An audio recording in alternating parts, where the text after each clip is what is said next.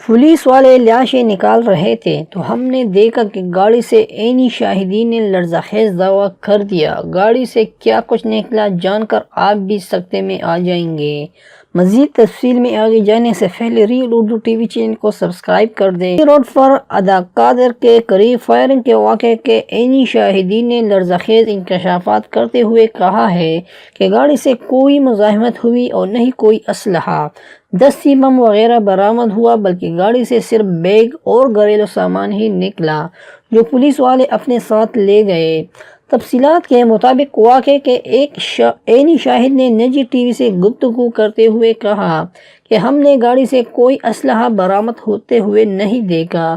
ایک اور عینی شاہد نے بتایا کہ گاڑی میں سوار ایک عورت کی عمر 40 سال کے قریب لگ رہی تھی، جبکہ دوسری بچی کی عمر 12 سے 13 سال تک تھی،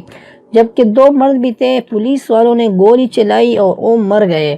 جس کے بعد گاڑی سے 3 بچے نکالے گئے جو زخمی حالت میں تھے اور پولیس والے اپنے ساتھ لے گئے۔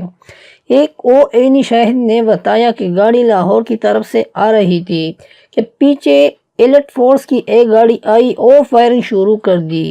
جس کے نتیجے میں 2 عورتیں اور 2 مرد مارے گئے، جس کے بعد گاڑی سے 3 بچے برآمد ہوئے، جن میں سے ایک بچہ زخمی تھا۔ گاڑی میں سوار افراد نے کسی قسم کی کوئی مزاحمت نہیں کی اور تمام فائرنگ ایلیٹ فورس کی جانب سے ہی کی گئی۔ پولیس والوں نے گاڑی سے لاشیں بھی نکالی، لیکن ہم نے کوئی اسلحہ برآمد ہوتے ہوئے نہیں دیکھا، بلکہ گاڑی سے کپڑوں کا بیگ اور اس طرح کا گھریلو سامان ہی برآمد ہوا۔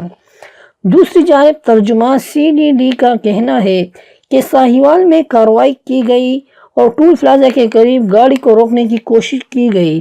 جس پر گاڑی سے فائرنگ شروع ہو گئی اور پھر ان کا پیچھا کر کے کارروائی کی گئی، جبکہ کارروائی کے بعد گاڑی سے اسلحہ، دستی بم اور خودکش جیکٹ بھی برآمد ہوئی۔